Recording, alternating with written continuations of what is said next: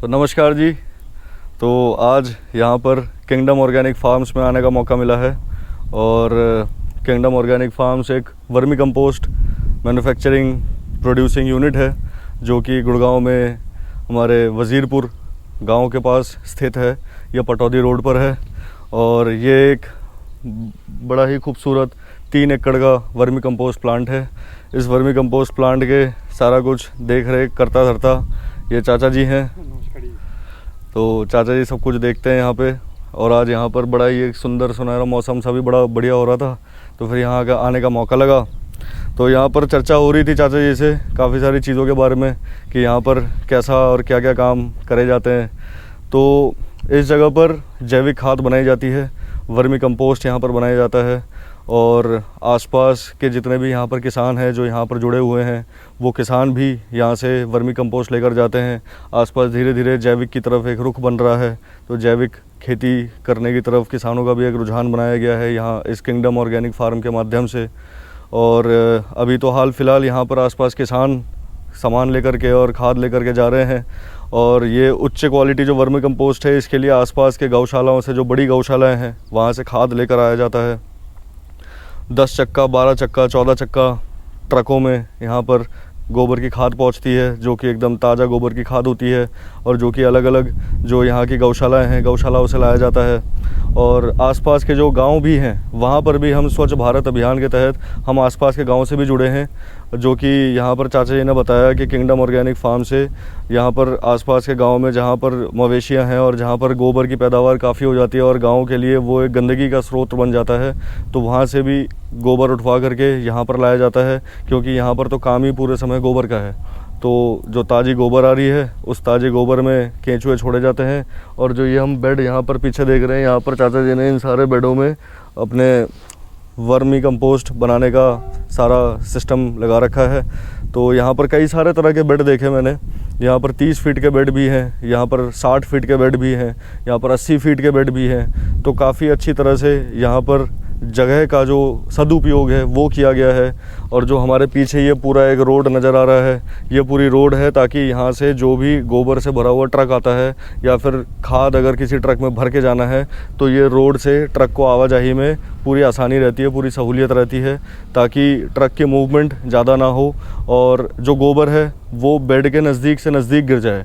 Bed के नज़दीक गिरेगा तो कहीं ना कहीं लेबर की जो कॉस्टिंग है वो कम से कम पड़ेगी।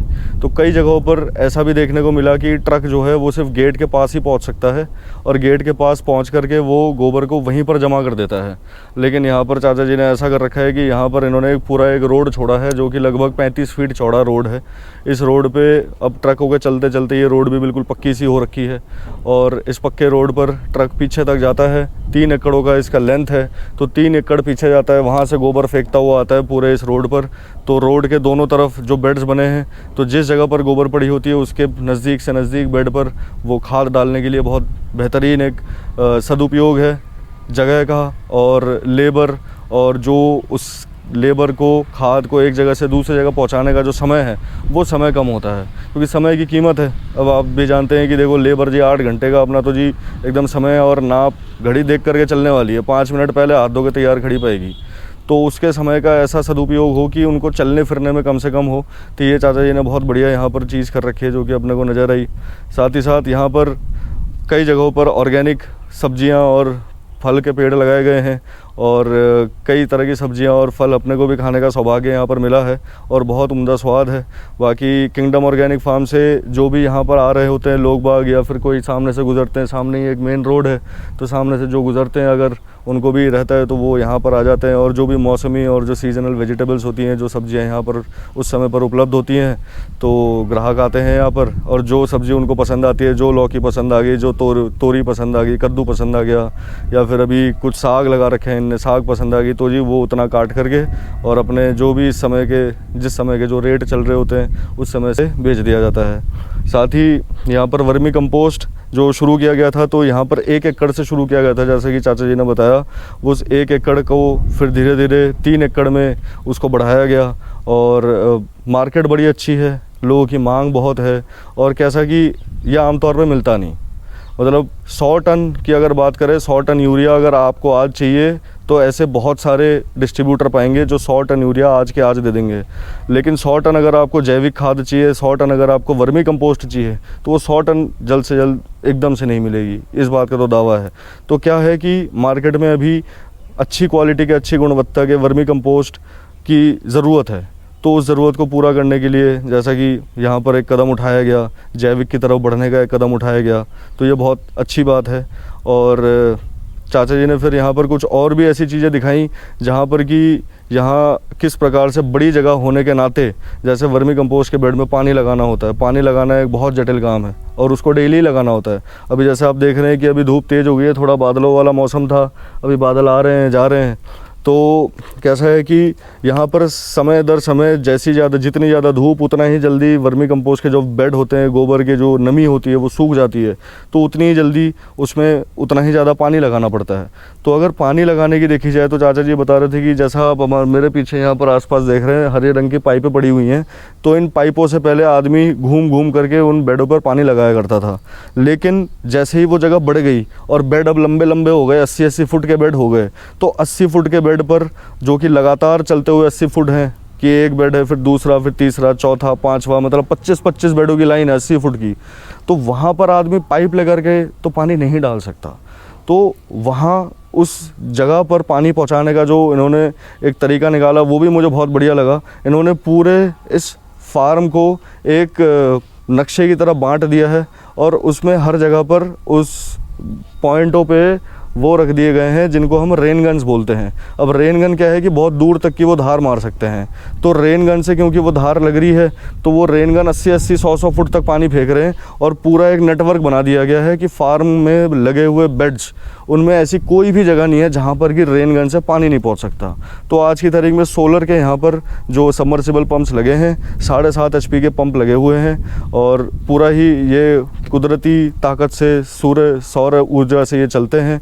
और ये सौर ऊर्जा के जो पंप हैं ये जब यहाँ तक पहुँचते हैं अपने रेन गन तक, तो प्रति रेन गन 180 से 200 लीटर प्रति मिनट की रफ्तार से पानी फेंकता है। तो वो जो पानी है उससे पूरे बेड की जो नमी है वो बहुत बड़ी खूबसूरती से मेंटेन हो जाती है, उसमें किसी तरह की दिक्कत नहीं आती। आदमी को सिर्फ इतना करना होता है यहाँ के स्टाफ को कि एक रेन गन एक पॉट में से उतारा और दूसरे क्लैंप में उसको लगा दिया गया।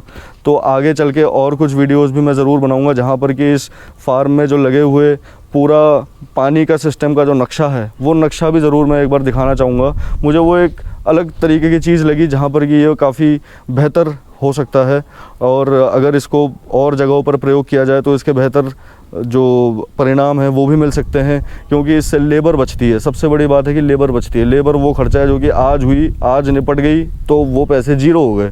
तो अगर वो पाइपलाइन लगी हुई है तो फिर वो लेबर के पैसे भी पूरे होते हैं और पानी भी तरीके से हो जाता है, तो उससे काफ़ी फ़ायदा मिलता है। तो वो पाइपलाइन लगा रखी हैं। कुछ जगहों पर यहाँ पर मैंने देखा कि अभी कैसा है कि यहाँ पर खरपतवार उगने लग रही है बहुत ज़्यादा। अब बात भी लाजमी है क्योंकि यहाँ पर खाद का तो काम है, धरती में जैविक खाद भरपूर है, क्योंकि थोड़ा भी पानी होता है या फिर थोड़ा पानी जब खाद में से रिस के ज़मीन में आता है तो वो गोबर में से कुछ ना कुछ ऐसे जैविक पदार्थ ज़रूर लेकर के ज़मीन में आता है जो कि ज़मीन के ऑर्गेनिक कार्बन को, ज़मीन का जो प्राकृतिक जो ढांचा है, जो उसकी जो बनावट है उसको और जैविक बनाता है। तो उसके चलते कैसा है कि अब जो घास फूस और खरपतवार है इनको तो जी पोषण की तो भूख रहती है, ये ढूंढते रहते हैं कहाँ पोषण मिलेगा।